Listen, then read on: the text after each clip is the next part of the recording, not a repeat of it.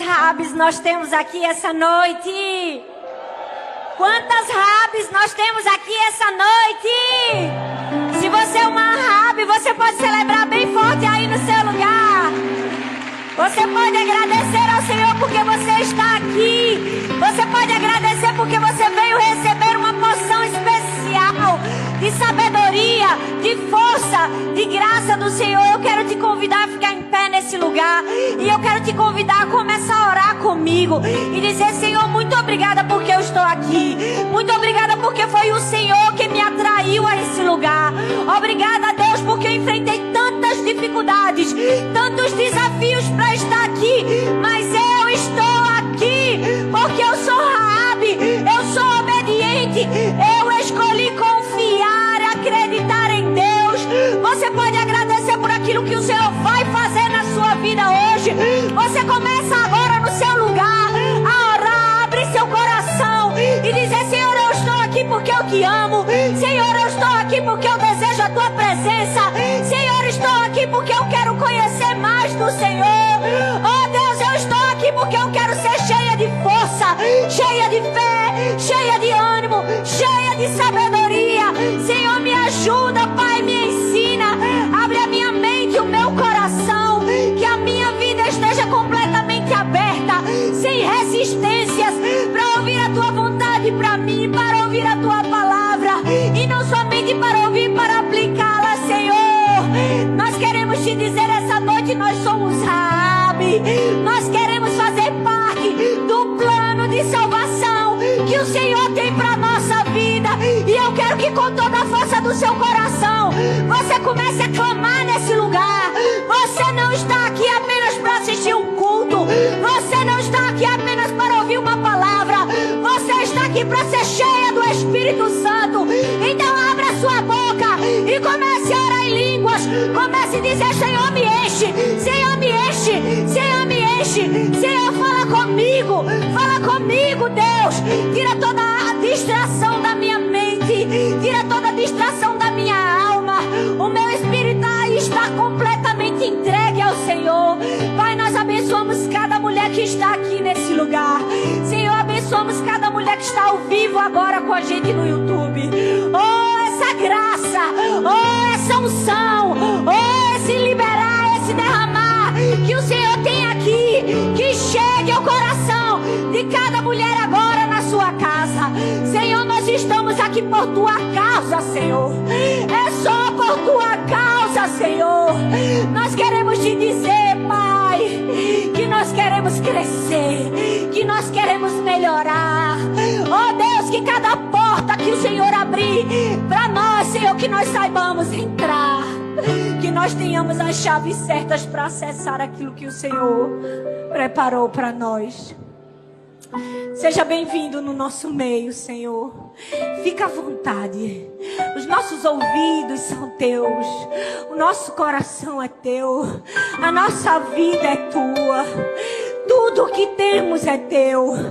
E nós te pedimos: fala conosco.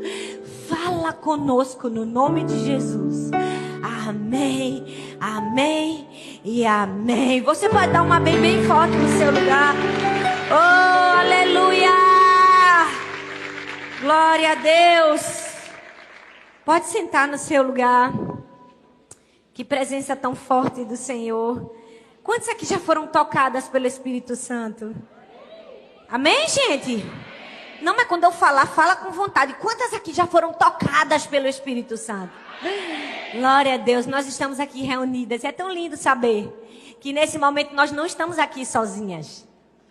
Existe uma multidão de mulheres espalhadas em todos os campos da Igreja do Amor. Sentadinhas aí, ouvindo também a palavra, em vários cantos dessa cidade. Mas não somente isso, existem várias mulheres espalhadas no Brasil e no mundo com a gente ao vivo no YouTube. Então eu quero que você que está aí ao vivo com a gente no YouTube, eu quero que você coloque o nome da cidade que você está, do país que você está, mas mais do que isso, eu quero que você pegue esse link e você compartilhe com uma mulher que precisa ouvir a palavra, com alguém que está desesperado, com alguém que precisa de Jesus, com alguém que está com seu casamento desfalecido, com alguém que está precisando de uma palavra. Você vai compartilhar compartilhar aquilo que você vai receber. Porque na vida, a gente precisa ser essa mulher que compartilha. É ou não é, gente? Você pode fazer isso aqui também. Você pode pegar o link e já mandar aí para alguma mulher. Aquilo que nós recebemos, nós precisamos desejar compartilhar. Amém? Quantas estão com expectativas para o que Deus vai fazer hoje? Esse ano nós estamos todos os meses estudando uma mulher da Bíblia. Quem estava aqui quando nós estudamos sobre Maria? E você que não estava, estava onde? Pelo amor de Jesus. Quantas de vocês estavam aqui no último Todas por Um, quando nós estudamos Ruth e Noemi? Melhorou. Você que não estava, Deus está falando com você.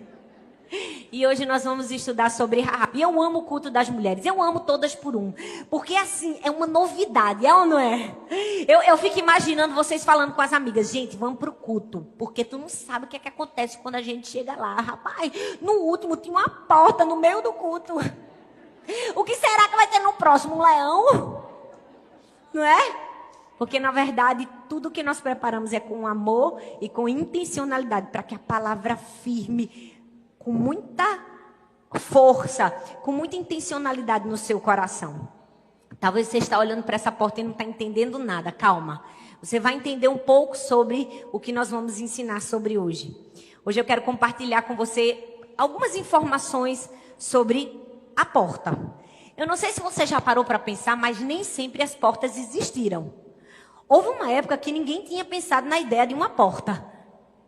E a história conta que no Império Romano, quando as cidades começavam, a ser delimitadas, as terras das pessoas, eles construíam muros para delimitar a área de cada pessoa. Só que eles faziam um muro e tinha que ter um espaço no muro para entrada e saída. E foi quando se tinha esse espaço que se pensou em uma porta, em algo que pudesse fechar e abrir. E aí surgiu a primeira porta. Glória a Deus por isso, não é, gente?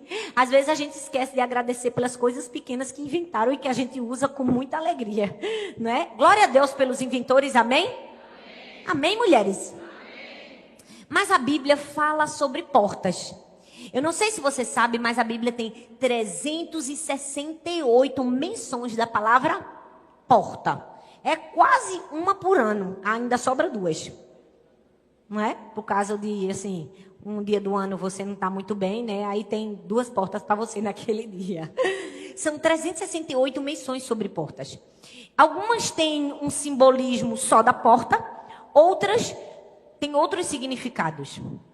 Uma das primeiras menções sobre a porta foi em Gênesis, quando Deus fala, olha, o pecado jaz à porta, cabe a ti dominá-lo. Mas a Bíblia também fala em muitos outros momentos, compara a porta com o preguiçoso, né? Porque a porta abre e fecha e não sai do lugar. A Bíblia também compara a porta à nossa língua, à nossa boca. É quando o salmista diz assim, ó, guarda a porta dos meus lábios. E essa é uma das portas mais importantes da vida da mulher, não é, gente? Ixi, vocês tudo fingindo que são as santa calada do mundo todinho que não abre essa boca. Jesus está vendo. Aqui é a hora da gente ser sincera, porque os homens não estão aqui. É ou não é, minha gente? Vamos falar a verdade, é ou não é, minha gente? Ô, portinha perigosa é essa daqui que faz assim, ó, pá, pará, pá, pá. É ou não é? A Bíblia tem várias menções às portas. Mas um feito tão especial e tão importante como uma porta é também a chave. Por quê? Porque abrir uma porta é preciso a chave. E é muito engraçado que quando você vai estudar o mecanismo da chave, você vai perceber que a chave, para abrir a porta, ela precisa que o pino da chave entre aqui com alguma coisa que tem dentro da porta e não apenas entre, mas gire a porta. Você já percebeu que tem chave que até entra, mas não gira? É ou não é, minha gente? Tem chave que entra, mas não gira. E não adianta de nada na sua vida você ter a porta certa se você tentar abrir com a chave errada. Eu vou repetir de novo. Não adianta de nada você ter a porta certa se você está tentando abrir com a chave. errada. Hoje nós vamos compartilhar alguns segredos das portas e das chaves. Com quem? Com a história de Raabe. Sabe, nós precisamos entender que antes de qualquer outra coisa, para a gente receber a chave da sabedoria, a gente precisa entregar a porta da nossa cidade para Deus. Aí tem gente que diz, pronto, agora que a pastora endoidou mesmo. Quem aqui que é dono de uma cidade, pastora? Pelo amor do Senhor. Eu mal sou dono da minha casa, está alugada. Você é dona de uma cidade, presta atenção. A nossa cidade é o nosso território. É o território que a gente manda. E qual é o território que a gente manda? Não, não é teu marido. Eu sei que veio isso na tua cabeça. Não é? Não é. Senhor, afasta esse pensamento maligno, em nome de Jesus. Qual é o território que você manda, amada? É você mesmo, minha querida. Você que manda em você, porque as suas escolhas e as suas decisões, só você pode fazer por você, é ou não é? Eu posso tomar escolhas e decisões por você? Então nós precisamos aprender que para recebermos as chaves de sabedoria que Deus tem, para abrirmos as portas que Ele preparou, nós precisamos entregar a chave da nossa cidade a Deus. Eu não sei se você já viu essa expressão, mas um prefeito, um governador, quando ele entrega a chave da cidade a alguém, é um sinônimo de poder, de prestígio que aquela pessoa tem. Porque ela fez alguma coisa relevante, porque ela é uma bênção para aquela cidade.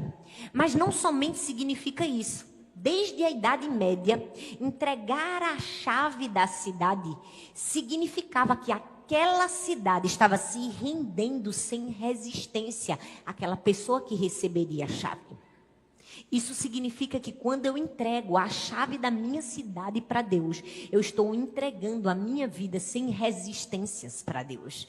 Eu estou dizendo, Deus, aqui quem manda é o Senhor. Eu estou dizendo, Deus, olha, o território aqui pode até parecer que é meu, mas é teu. O Senhor é o dono. E quando você entrega a chave da sua cidade, na verdade, você está permitindo que Deus abra as portas certas na sua vida e te dê as chaves de sabedoria certas para acessar essas portas. Quantas de vocês querem acessar as portas que Deus preparou para você? Não, com alegria, gente. Quantas de vocês querem acessar as portas que Deus preparou para você? Pois bem, sabe, eu quero falar exatamente sobre alguém que entregou a sua vida sem resistência. Entregou a chave da sua cidade para receber a direção que Deus tinha para a vida dela.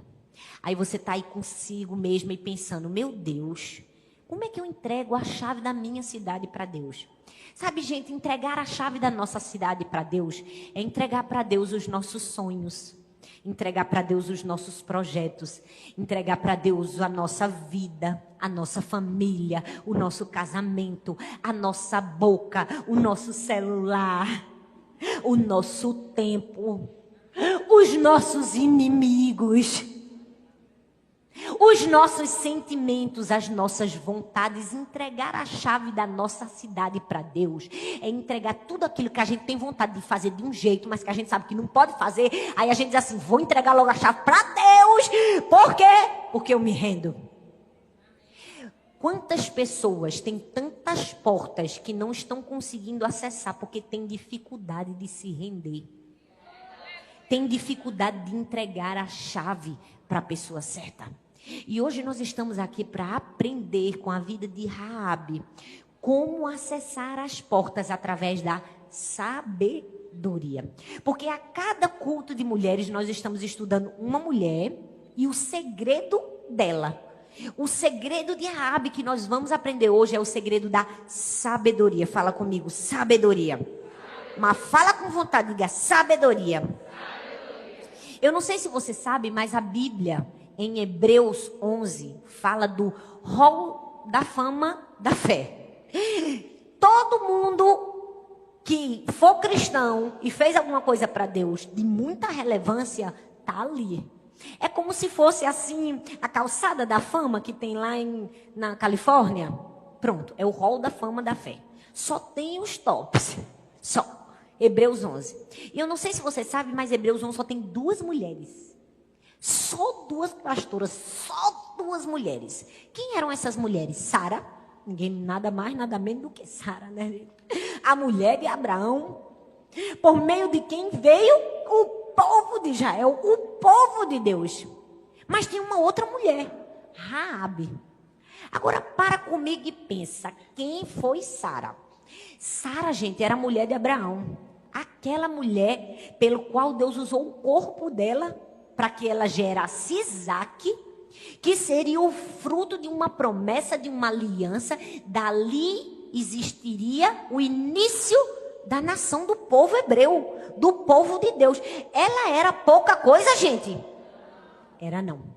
Mas junto dela colocaram Raabe, uma mulher que usou o seu corpo não para ter uma criança que ia gerar uma nação, mas que usou o seu corpo para vender, porque ela era uma prostituta.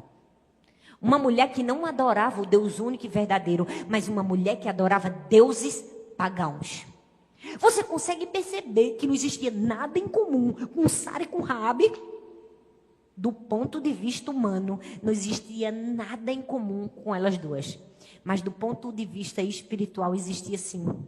As duas tinham entregue a sua vida para confiar no Deus único e verdadeiro.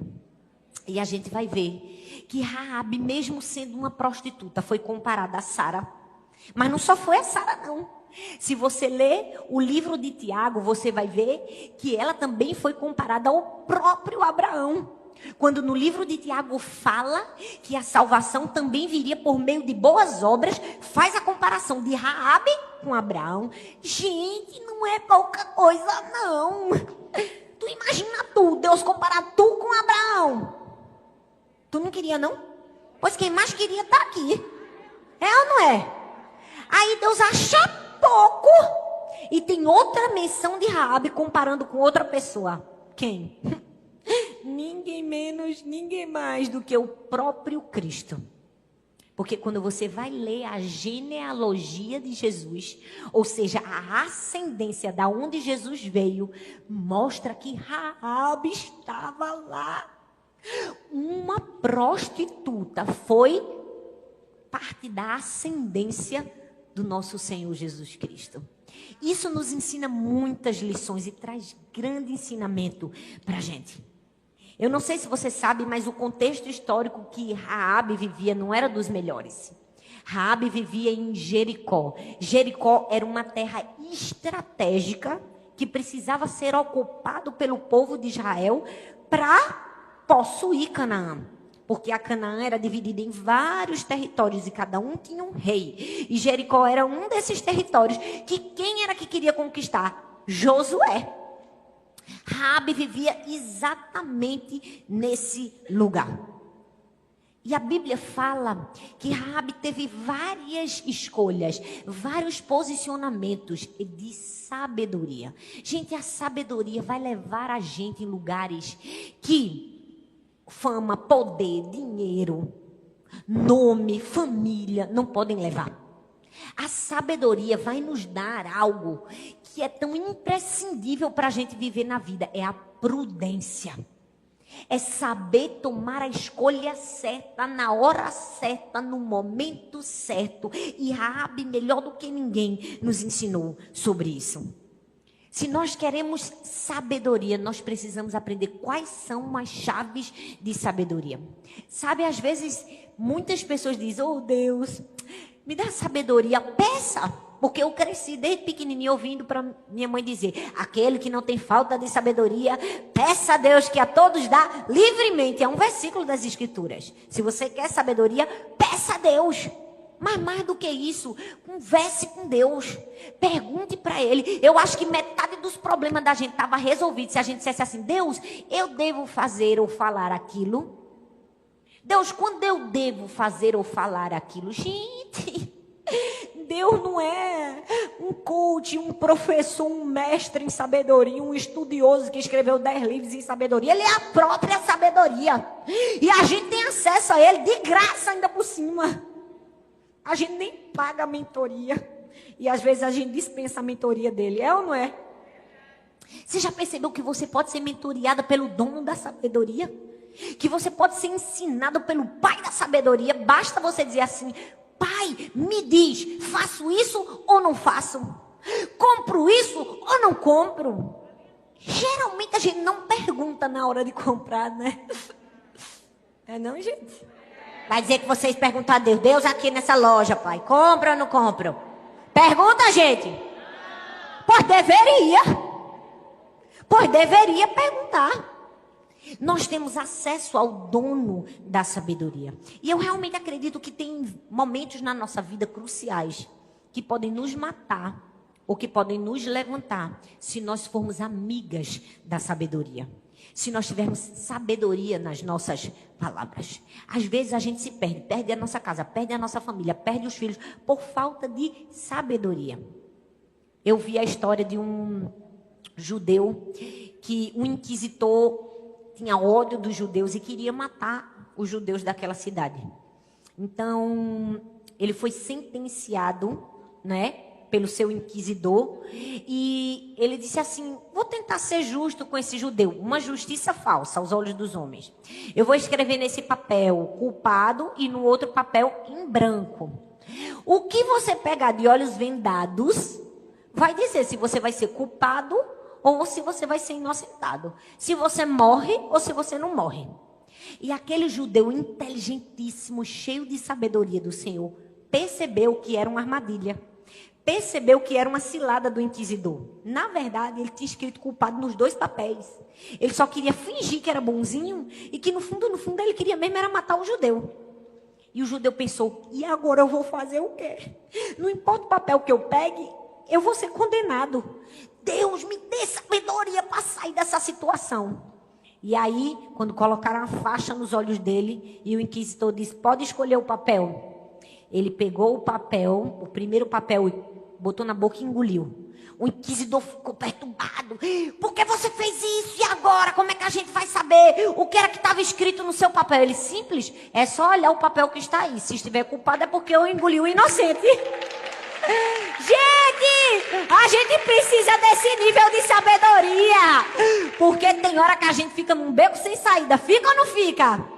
Com determinadas pessoas, circunstâncias que querem nos prejudicar, que armaram uma cilada, que fizeram um complô. E às vezes a gente não sai bem sucedido só por quê? Porque não perguntou para o dono da sabedoria. Porque não perguntou para Deus: Deus, o que é que eu faço? Porque não existe ninguém mais inteligente na face da terra do que o nosso Pai Celestial, gente. É ou não é? Um camarada que faz uma girafa e um elefante e faz a gente também. É muita inteligência e criatividade. É ou não é? Nós temos acesso a toda a sabedoria porque temos acesso a Deus. Então nós precisamos entender que Deus vai colocar portas na nossa vida. Mas a gente só acessa essas portas com sabedoria. Fala comigo: sabedoria. Hoje eu quero falar de duas portas que Deus colocou diante de Raabe. E que Deus coloca diante de mim e de você todos os dias. E que eu tenho certeza que todo mundo quer entrar por essas portas. Primeiro, a porta da oportunidade. Quantas de vocês já pararam para pensar que talvez perderam alguma oportunidade na vida? E se arrependem até hoje por essa oportunidade que perderam? Porque não tiveram sabedoria para aproveitar aquela porta de oportunidade que apareceu. Mas não só foi uma porta de oportunidade que Deus colocou diante de Raabe, foi também uma porta de crescimento. Então presta atenção, hoje a gente vai falar de quantas portas? Mais alto, gente. Quantas portas? A porta da oportunidade e a porta do crescimento. Fala comigo: oportunidade e crescimento.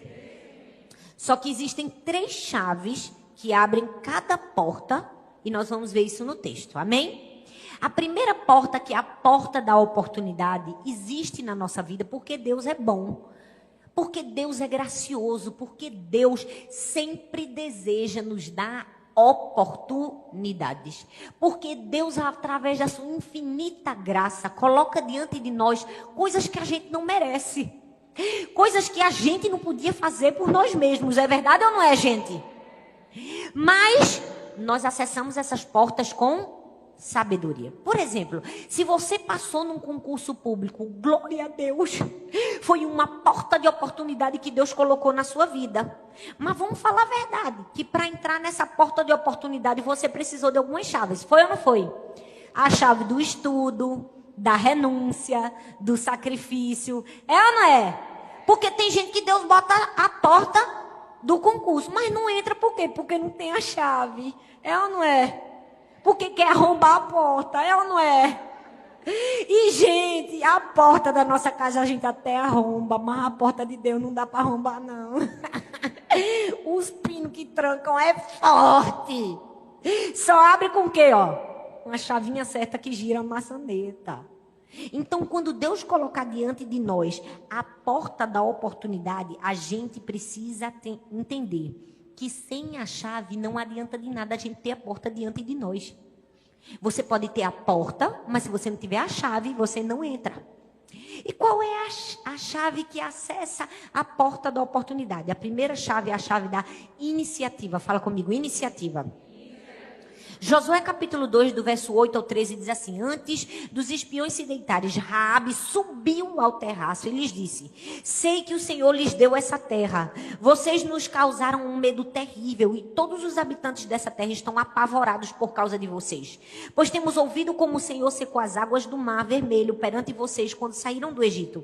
E o que vocês fizeram a leste do Jordão com Seom e Og, e os 2 reis amorreus que vocês aniquilaram. Quando soubemos disso, o povo desanimou-se completamente por causa de vocês. Todos perderam a coragem, pois o Senhor seu Deus é Deus acima do céu e embaixo da terra. Jurem-me pelo Senhor que assim como eu fui bondosa com vocês, vocês também serão bondosos com a minha família. Dê-me um sinal seguro de que pouparão a vida do meu pai, da minha mãe, dos meus irmãos, das minhas irmãs e de tudo que me pertencem. Livrem-me da morte. Esse texto fala de Raabe. O livro de Hebreus e o livro de Tiago já nos mostram que Raabe já tinha um conhecimento acerca de Deus. Ela já havia crido no Senhor. Com pouco que ela ouvia falar de Deus, ela já tinha depositado sua fé e confiança em Deus. Claro que Raabe não era como a gente, que tem acesso à Bíblia, às Escrituras, que podia ler a Bíblia, que podia assistir as pregações no YouTube. Raabe não tinha acesso à conferência, a culto de mulheres. Mas o pouco que ela havia ouvido falar de Deus já tinha sido suficiente para ela depositar a sua fé em Deus. E o texto diz que todos ouviram falar do que Deus fazia através dos israelitas. Aquele povo de Jericó estava desesperado, porque eles sabiam que Deus simplesmente tinha aberto o Mar Vermelho para aquele povo passar.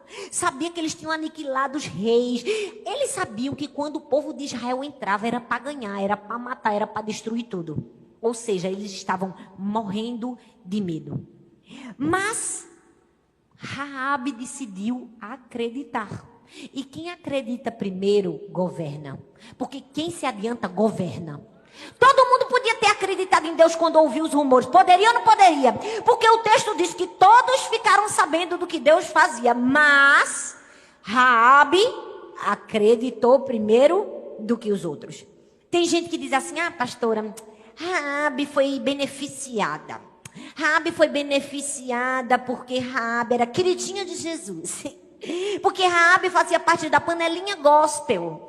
Porque Raabe, com certeza, né, era uma daquelas pequenas escolhidas por Deus. Para você que acredita que Deus tem filhinho favorito, eu vou ler o que diz a Bíblia. Diz assim: todos os habitantes dessa terra estão apavorados por causa de vocês. Pois todos temos ouvidos como o Senhor secou as águas do Mar Vermelho perante vocês quando saíram do Egito.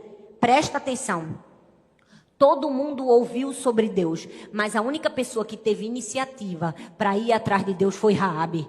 Isso quer dizer o quê, meu filho? Que Deus não tem panelinha gospel, não. Deus dá a porta para quem acreditou primeiro. A oportunidade chega para quem acredita. A porta se abre para quem tem a chave. Ei, Raabe tinha a chave da fé. Ela já tinha confiado. Então Deus disse assim: vou botar a porta na frente de Raabe.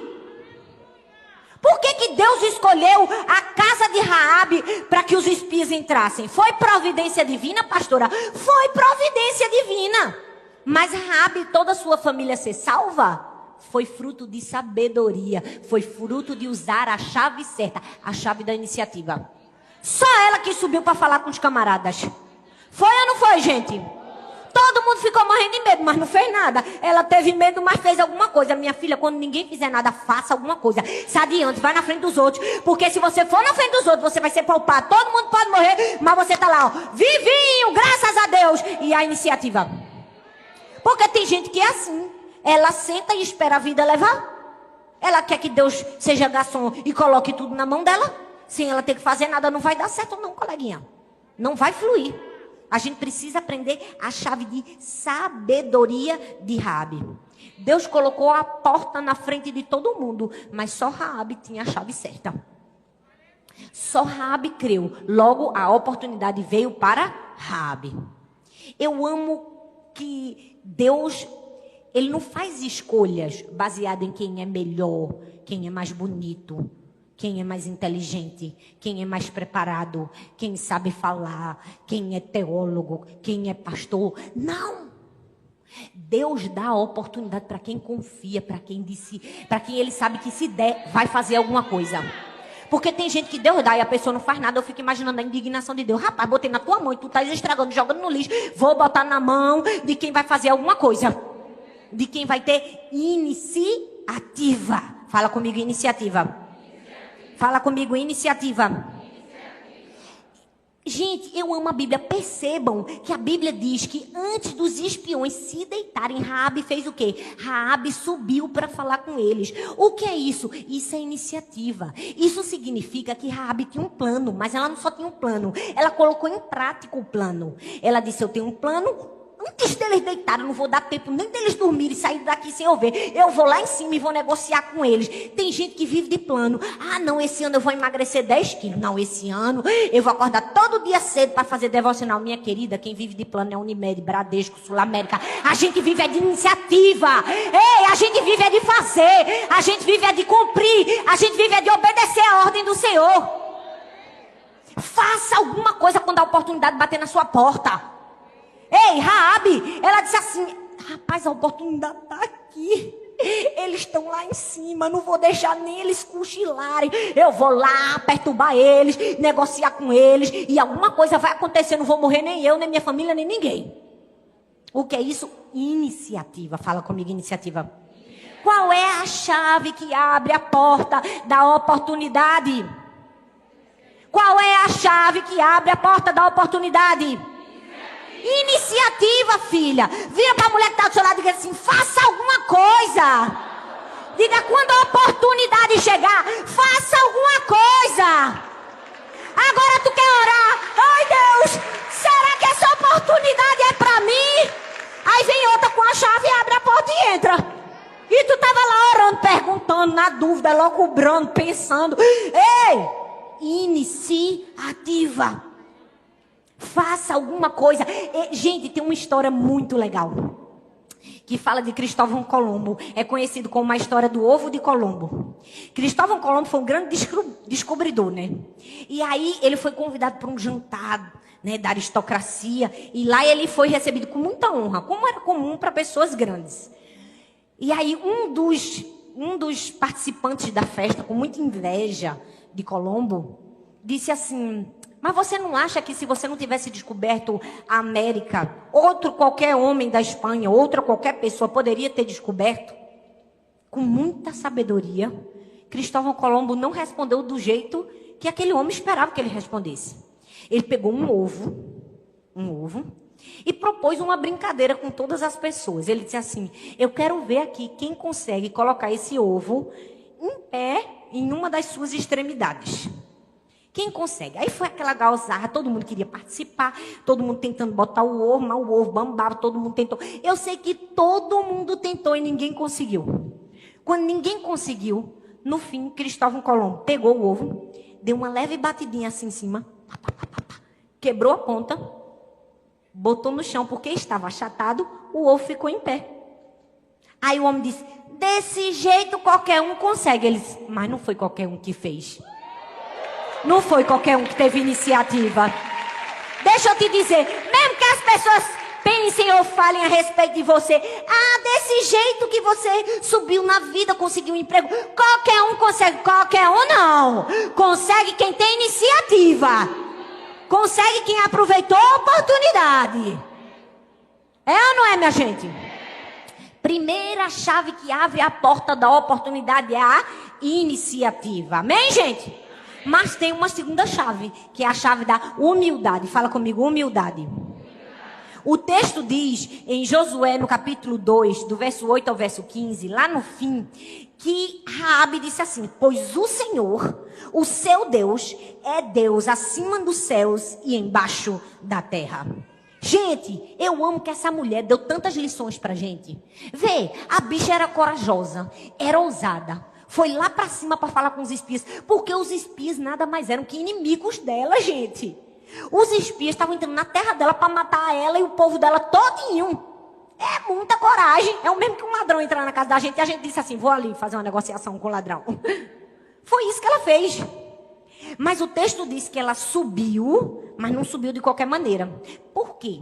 Ela poderia contar ao rei e ia matar os espias.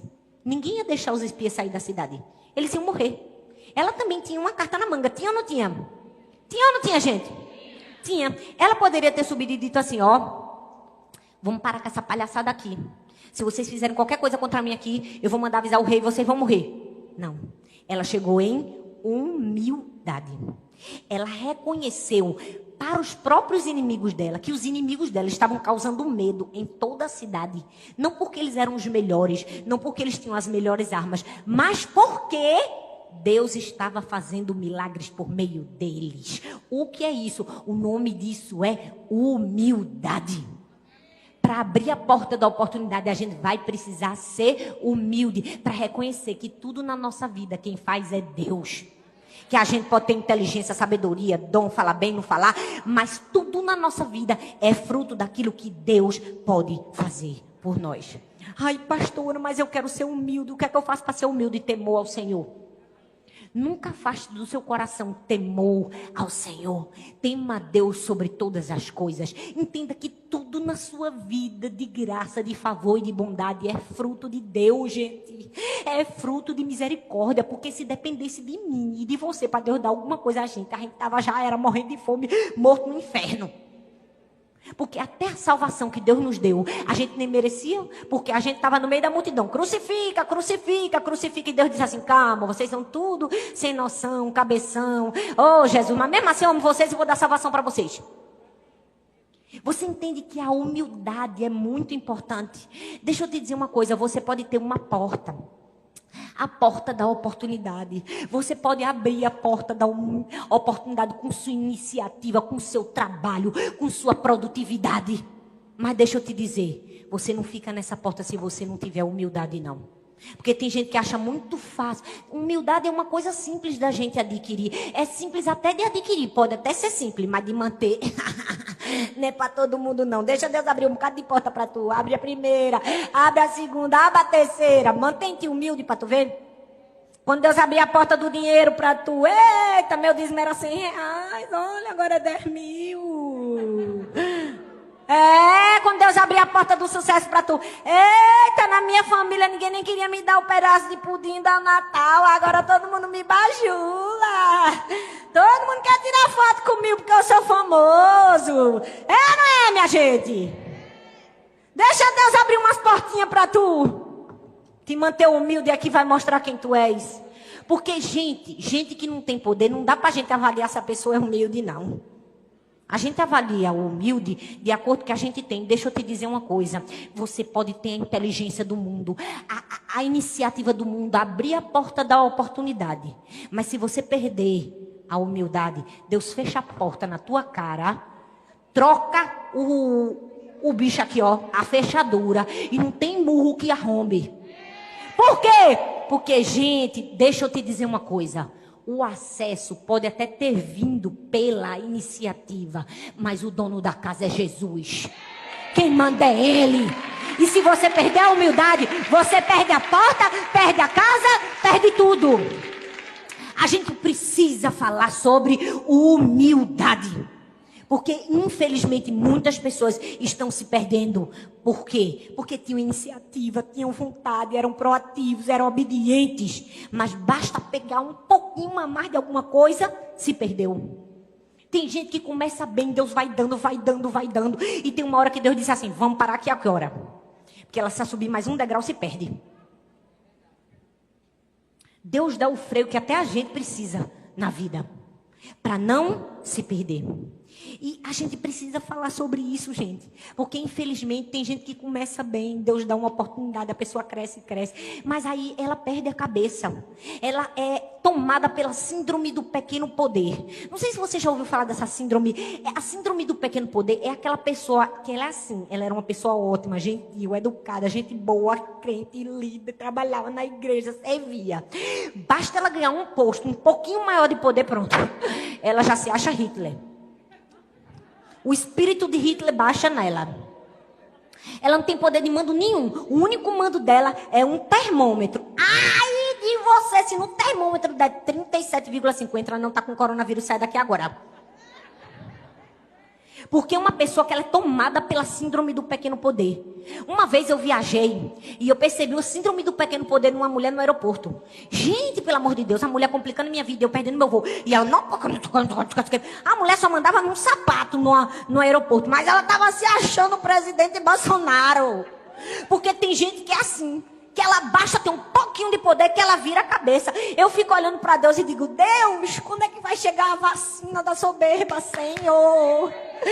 Me perdoa, Deus, falar mal das tuas criações, dos teus filhos, mas tem um que tira a paciência da gente. Tem ou não tem, gente? Tem, minha gente. Sangue de Cristo tem poder. Chega uma fase na vida da gente que a gente amadurece, que a gente até entende, porque o galo já começa o dia gritando. Porque tem gente que faz a gente perder a paciência, é ou não é? Ou é uns abençoados, que eu digo, menino, criatura, toma teu lugar de filho de Deus. Quem é Deus Pai, Filho e Espírito Santo, tu não faz parte da Trindade, que só são 3, tu quer botar um quarto. A pessoa se perde. Por quê? Porque perdeu a humildade. E Raabe chegou em humildade. Ela chegou assim, ó, o teu Deus é Deus acima do céu e embaixo da terra. Eu não sei se eu tenho mais medo dos orgulhosos e dos soberbos do que tem falsa humildade. Porque eu vou te dizer um negócio, é perigoso, é ou não é? Gente, os camaradas que se acham demais, é horrível, é ou não é? Você sabe com quem você está falando? Não é? Tem gente que nem pisa no chão, a pessoa... Não é? Ela chega na festa, se ela for pro casamento, ela quer ser a noiva. Se ela for pro velório, ela quer ser o morto. Todo mundo quer olhar para ela, tem que olhar para ela. É ou não é, minha gente? É triste. O tal do arrogante e do soberbo, olha, não tem quem aguente. Mas tem outra raça que não tem quem aguente também. É o falso humilde. É aquela pessoa que finge o que não é e tá escrito na testa dela. Nem tá nem escrito com caneta. É um LED. É um LED. Não, porque, assim, vou dar uma experiência própria de pessoas que eu vi. Esse negócio de influência na internet, eu mesmo nunca desejei. Deus sabe que eu fujo dessas coisas. Tu foge? Tu nunca desejou? Pois manda pra mim, porque eu quero. Não tenho problema nenhum com influência na internet. Quanto mais Deus me dá, mais eu quero. Porque quanto mais influência eu tenho, mais o nome de Jesus eu levo, mais pessoas eu alcanço. Não tem lógica eu estar postando texto e vídeo para uma pessoa assistir. Se eu posso orar para Deus e dizer, Deus, eu quero que 10 milhões de pessoas assistam. Agora é uma hipocrisia esse negócio. Nunca, não. Eu até fujo dessas coisas. Pois eu não fujo, não. Toda vez que eu vou postar um texto, eu digo, Deus, que alcance o máximo de pessoas. Muita gente lendo, muita gente sendo abençoada. Eu fico até indignada quando eu posto uma foto da minha família, uma besteira, e bomba. Eu digo, poxa, tinha que ter bombado o vídeo. Não é? Eu digo, tinha que ter bombado o texto que eu escrevi para abençoar os outros. Esse negócio que eu não quero, não. Eu digo que eu quero mesmo. Eu posto todo dia para aumentar. Cada dia mais aumentando minha influência. Aumenta, Jesus. 2 milhões, 3 milhões, 4 milhões, 5 milhões, 10 milhões. Eu agora quero falar em outras línguas. Para falar para sei lá, para todo mundo. Uma língua que tiver para a gente falar para Jesus, a gente tá falando. Agora esse povo que fica... E não, isso é uma falsa humildade para fingir santidade. Meu querido, humildade não é se fazer pequeno, não é se menosprezar, se diminuir, dizer que você não quer uma coisa, não. Humildade é força contida. É você ter a força, mas saber de quem veio e segurar na sua mão para não deixar subir na sua cabeça. Entendeu? É completamente diferente. Eu tenho umas experiências na vida que eu passo nessa estrada que eu digo, ô Jesus, me poupa, Deus, dessas coisas. Porque tem gente que é assim. Você já percebeu que tem gente que ela tem uma arte de falar mal elogiando? Você conhece uma pessoa que fala mal do outro elogiando? Porque eu conheço. Gente, tem gente que é uma falsa humildade tão grande que ela fala mal elogiando. Uma vez eu fiz uma viagem que não era para eu ter feito. Eu nem estava viajando. Aí a pessoa me convidou. Como era uma pessoa amiga do ministério também, era líder e tudo, eu digo, rapaz, eu vou. Não é? Eu queria conhecer ela, eu queria ser amiga dela, eu queria servir. Fui. Saí daqui. Cheguei nas Conchinchinas.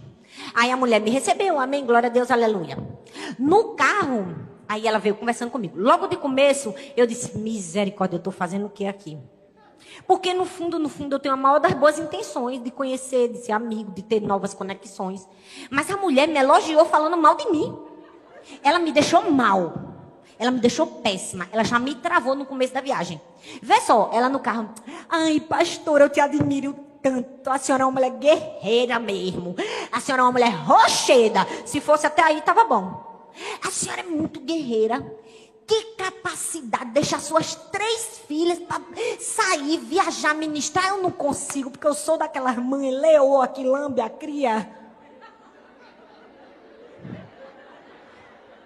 Eu olhei assim para a cara dela. Eu disse assim, Deus, essa mulher está me esculhambando, Deus. Essa mulher está fingindo que está me elogiando, mas ela está querendo colocar um sentimento de culpa em mim. Porque eu saí, deixei minhas 3 filhas para ministrar na igreja dela, Deus. Eu fiquei mais de 3 horas dentro desse avião, Deus. E mais algumas no carro, Deus. Para essa mulher me fazer me sentir mal, Senhor. Tudo que eu pedisse, se eu falasse com um garçom e dissesse assim, garçom, você tem uma soda, limonada, um não sei o que mais lá. Ela já me fazia me sentir mal porque eu estava pedindo aquilo. Tu pede isso? O que é isso? Meu Deus, pastora, como você é fina. Na verdade, ela não estava dizendo, meu Deus, pastora, como você é fina. Ela estava dizendo assim, meu Deus, pastora, como você é metida.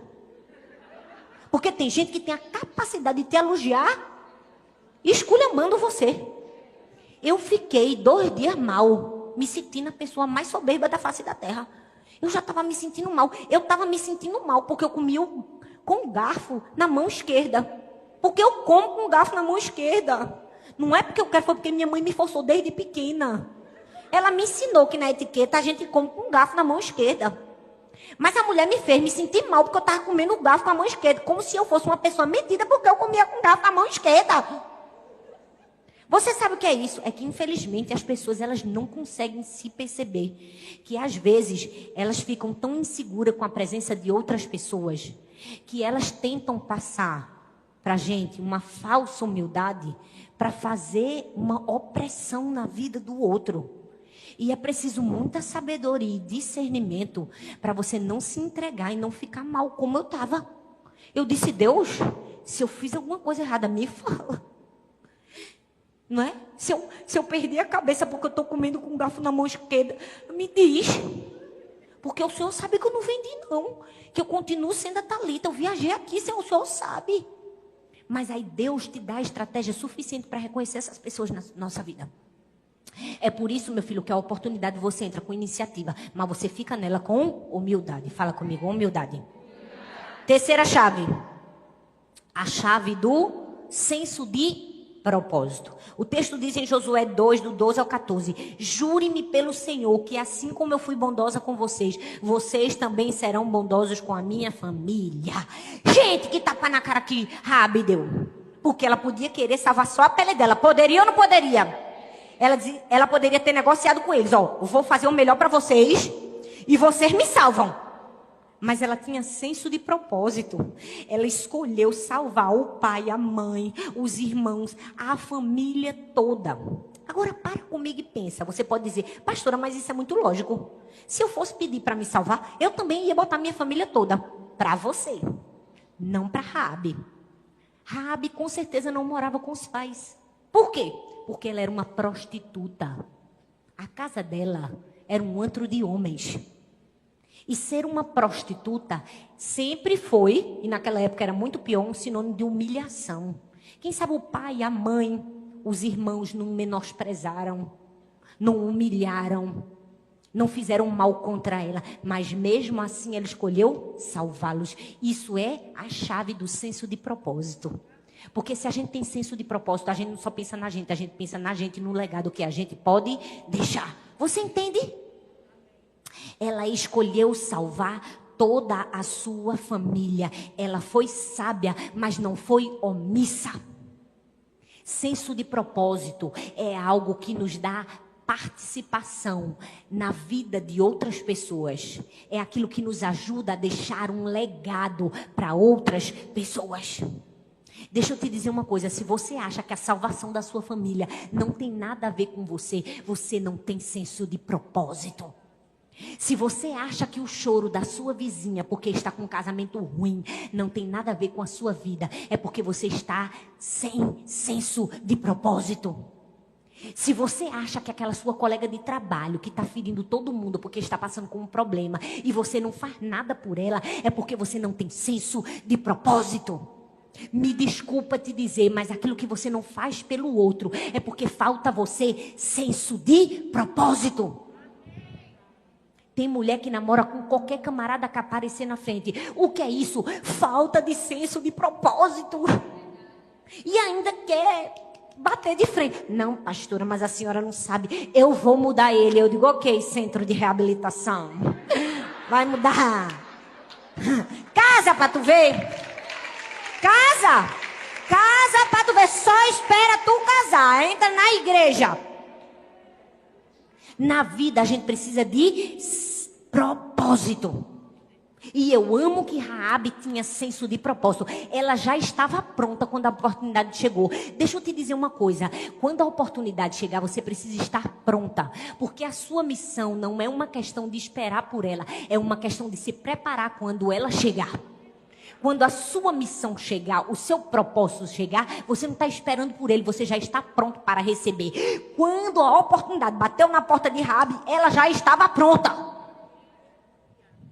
Tem gente que a oportunidade bate, mas ele não consegue entrar. Por quê? Porque ele estava só esperando. Oh Deus, eu estou esperando no Senhor. Enquanto você espera, meu filho, se prepare.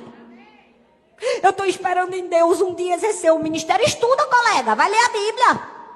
Eu estou esperando em Deus o dia que o pastor vai me dar uma oportunidade. Rapaz, vai ser líder de célula, serve. Ser voluntário na igreja. Amém, minha gente? Amém. Senso de propósito. Raabe já estava pronto. Quando o propósito bateu na sua porta, ela simplesmente abriu. É a porta da oportunidade. A gente abre a porta da oportunidade com o quê? Iniciativa.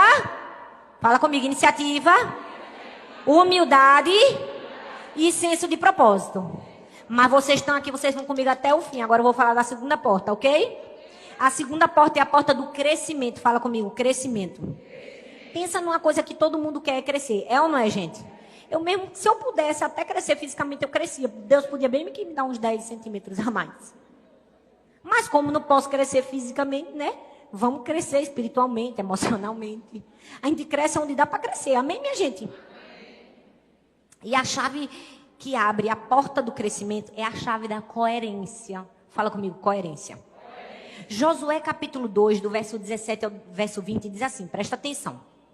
Os homens lhe disseram, estamos livres do juramento que você nos levou a fazer. Se, quando entrarmos na terra, você não tiver amarrado esse cordão vermelho na janela, pelo qual nos ajudou a descer. Se você não tiver trazido para sua casa seu pai, sua mãe, seus irmãos e toda a sua família, qualquer pessoa que sair da casa será responsável pela sua própria morte. E nós seremos inocentes, mas seremos responsáveis pela morte de quem estiver na casa de vocês, caso alguém toque nessa pessoa.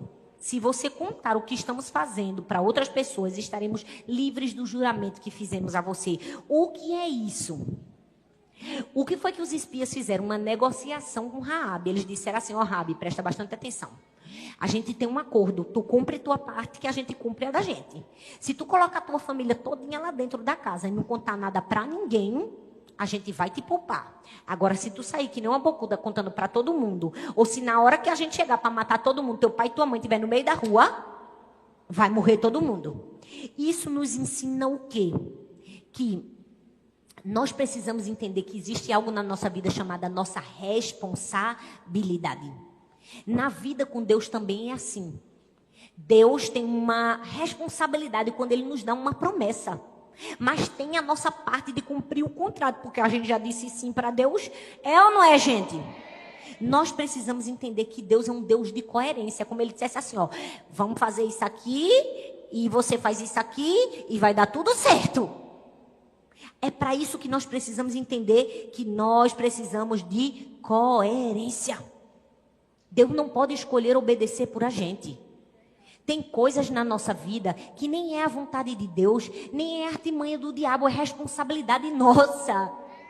É fato que tem coisas que dá vontade de botar na conta de Satanás, não é? Isso foi uma artimanha do diabo. Engordei 3 quilos. O diabo está contra mim. Não é? Briguei com meu marido, menino, isso é... O cucão tá com ódio. Mas tudo essas umas palavrinhas que não devia falar. Não é?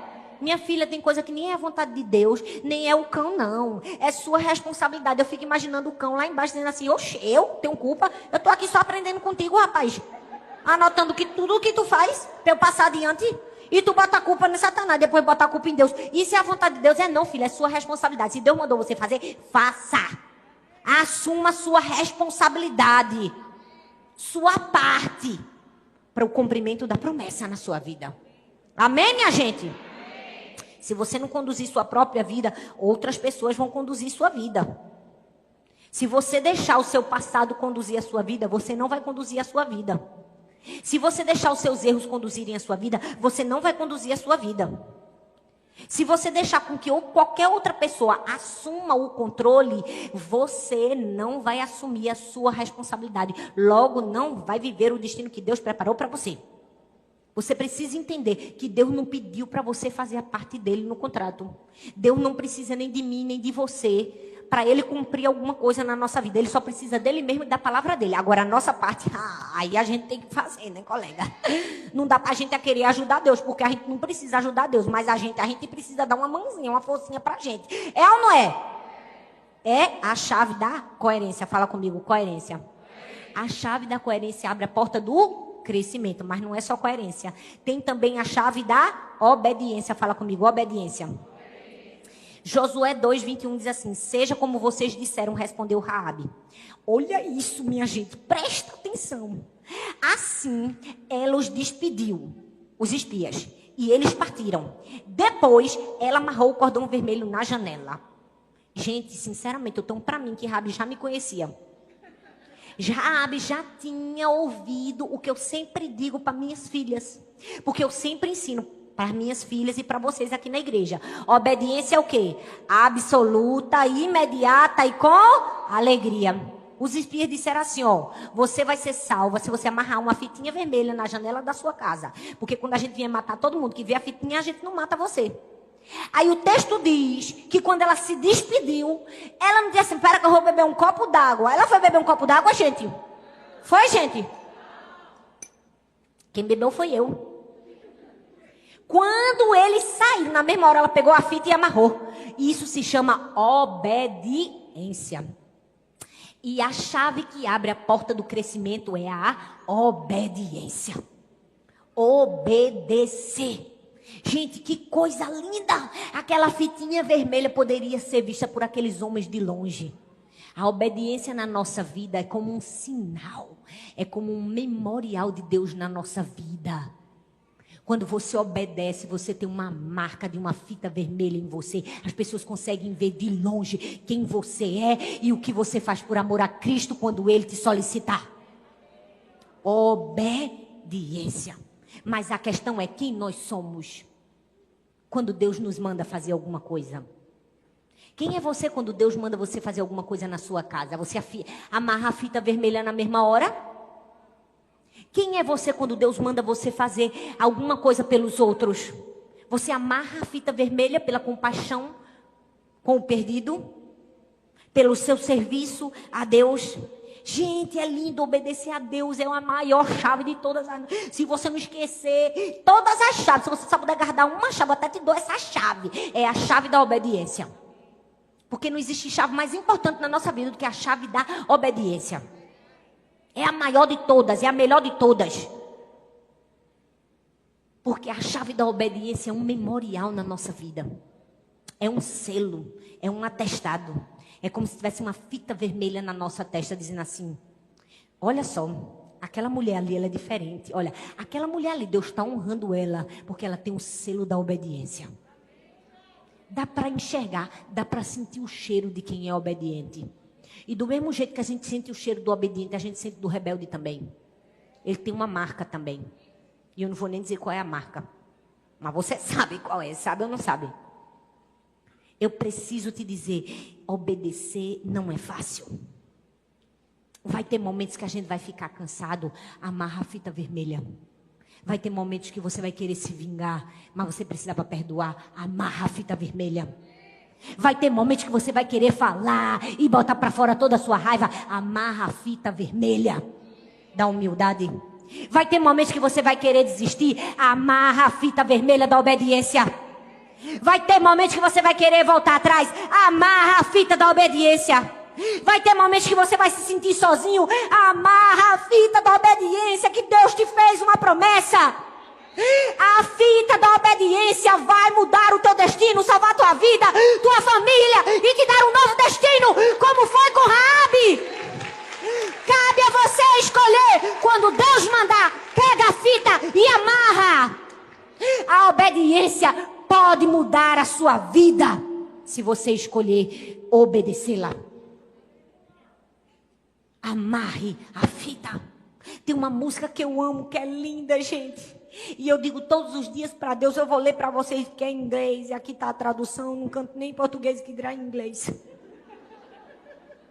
Diz assim, ó: se o meu coração pudesse contar uma história, se a minha vida cantasse uma música, se eu tivesse um testemunho apenas, se eu tivesse alguma coisa, ninguém nunca se importou comigo como Jesus. Sua mão fiel me segurou em todo o caminho. E quando eu estiver velhinho e grisalho, que todos os meus dias estiverem contados na terra, seja conhecido que somente em ti a minha alegria foi encontrada. Deixe meus filhos contarem aos seus filhos, que essa seja a memória das pessoas, que todo o meu tesouro estava no céu e que você era tudo para mim. Não existe maior legado que você pode deixar na sua vida que não seja a obediência. Esses dias eu vivi uma experiência com uma pessoa que eu precisei aconselhar. Eu fiz um raio-x de toda aquela situação que eu estava tentando resolver. E eu pensei, meu Deus, como é triste o desfecho do desobediente. Como é triste o desfecho do que não tem humildade para reconhecer que está errado. Como é triste o desfecho da pessoa que quer ter a razão sem ter a razão.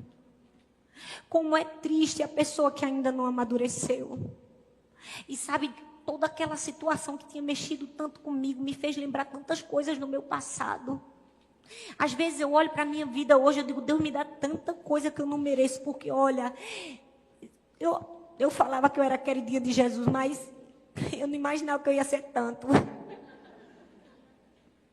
Tem coisas que eu nunca pedi para Deus e Deus me dá hoje, mas muito mais. É tanta graça de Deus na minha vida, é tanta bondade de Deus, eu nem mereço nada disso que eu estou ganhando. Por que que o Senhor fez isso comigo?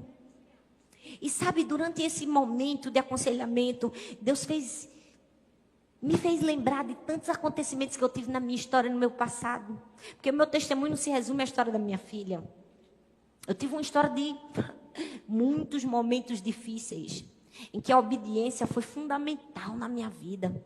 Mas não uma obediência qualquer, uma obediência em silêncio, uma obediência calada, uma obediência em humildade. Eu procurei tentar achar um momento que de alguma forma eu tentasse me sobrepor e me justificar. E eu olho para trás e eu digo, Deus, obrigada porque eu não fiz. Obrigada que eu não tentei na minha força. Por quê? Porque se você obedece e se cala, seu advogado, seu juiz, seu promotor, tudo está no céu e um dia ele vai te honrar. Pode até parecer que o outro está ganhando. Pode passar, olha, tempo, 1 ano, 2 anos, 3 anos, que tu tá no perrengue. Pode tu olhar pra tua vida e dizer, menino, a água só corre pro mar mesmo, né? As coisas boas só acontecem com o outro. Quando é que minha história vai mudar? Quando é que a página vai virar? Porque já aconteceu muito isso na minha vida.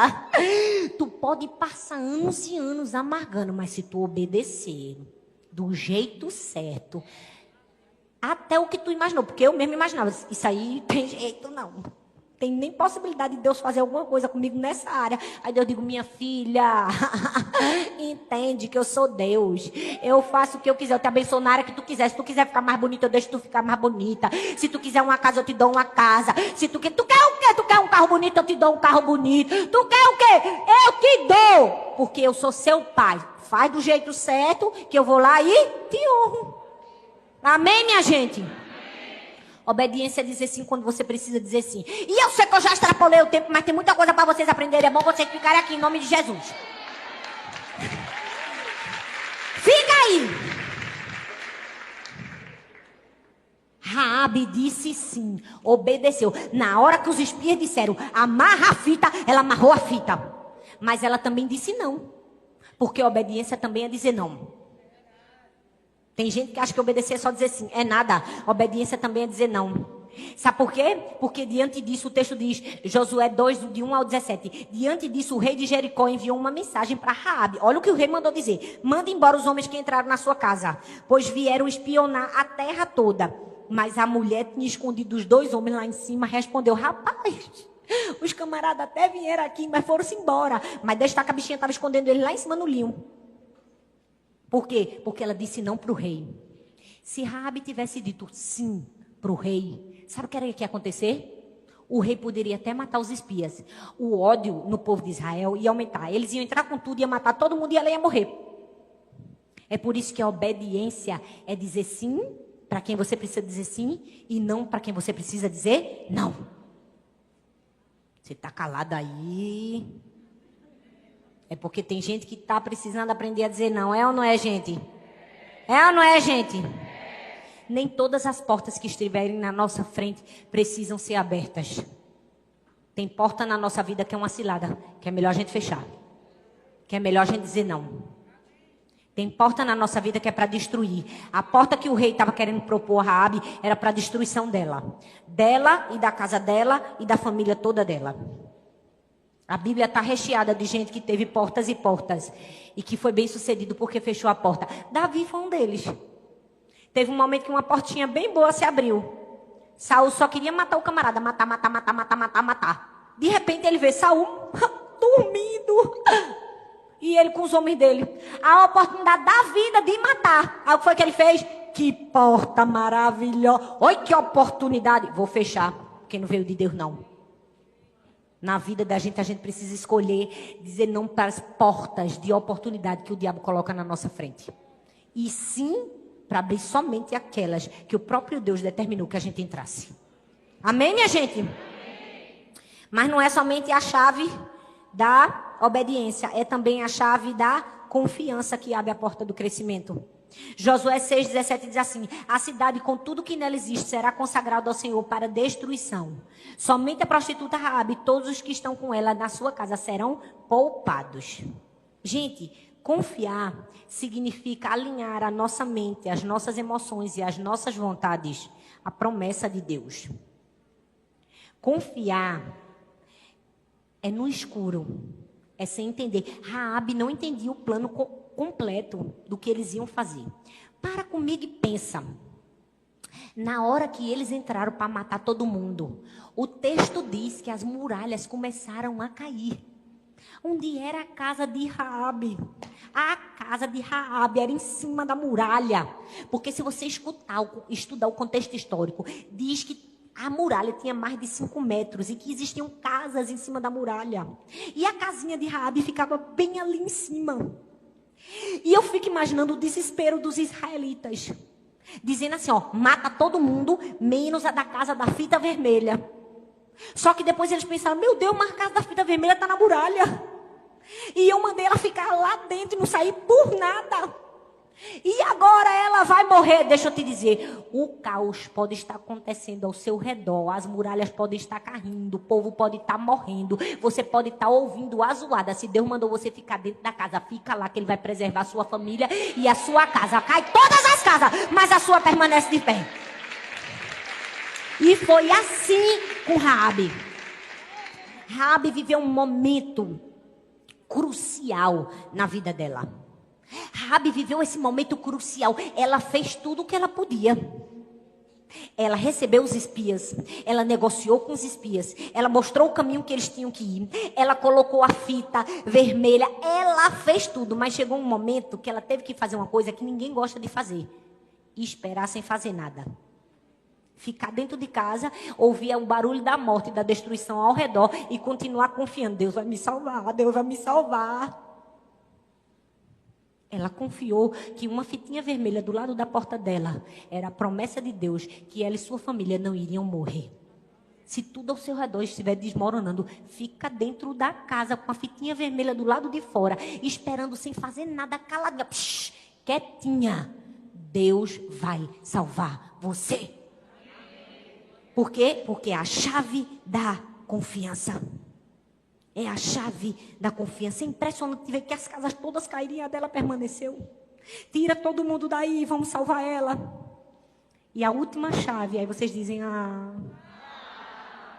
que a gente já abriu as duas portas. A da oportunidade e a porta do crescimento.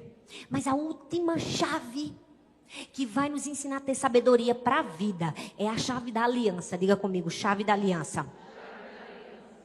Josué capítulo 6, do verso 22 ao verso 25, diz que os homens entraram na casa da prostituta, tiraram ela de lá, tiraram todos os seus parentes, conforme o juramento que haviam feito. Presta atenção, olha bem para mim. E aí, sabe o que foi que aconteceu? Eles incendiaram, queimaram, destruíram a cidade todinha, mas colocaram Raabe e a família dela longe. E o texto termina dizendo assim, ó. E o Senhor poupou a prostituta Raabe, sua família e todos os seus pertences. Por quê? Porque ela escondeu os homens de Josué. Olha isso. Raabe vive até hoje entre os israelitas. O poder de uma aliança. O poder de uma aliança. A última chave de Raabe foi confiar na aliança da fitinha vermelha. Imagina o exército todinho procurando os espias para matar. Uma guerra se formando. E Raabe caladinha, confiando numa fitinha vermelha. A fitinha vermelha, gente, já era algo profético, né? Que previa que a salvação do povo viria pelo sangue de Jesus, assim como o sangue nos umbrais das portas. Mas a fitinha vermelha também representava a obediência e a aliança de Raabe. Deixa eu te dizer uma coisa, Deus faz aliança com o seu povo. Deus fez uma aliança com Noé. E qual foi o símbolo da aliança? Um arco-íris. Deus fez uma nova aliança com o seu povo através de Jesus e usou o pão e o vinho para simbolizar essa nova aliança. Deus fez uma aliança com Abraão e usou a circuncisão para simbolizar essa aliança. E deixa eu te dizer, Deus fez uma aliança comigo e com você. E cada aliança de Deus tem um simbolismo.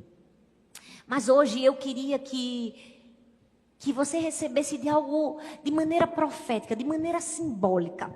Algo para você nunca se esquecer dessa aliança. A aliança que você precisa ter com Deus. A aliança da sabedoria e da obediência. Fique em pé no seu lugar. Aquela fitinha vermelha foi o símbolo da aliança. Hoje Deus deseja fazer uma aliança comigo e com você. Talvez você tenha pedido tanto a Deus, Deus me dá sabedoria, Deus me dá inteligência. Mas o Senhor colocou diante de você as portas. Deus já colocou diante de você as portas. Olha bem para mim. E te deu as chaves. Deus coloca pessoas na sua vida. Através da sua providência divina. Ele bota o espia dentro da tua casa. Deus te dá oportunidades. Mas você precisa entrar por elas através da iniciativa. Você se mantém nelas através da humildade. Você tem senso de propósito. Você escolhe cumprir e deixar um legado.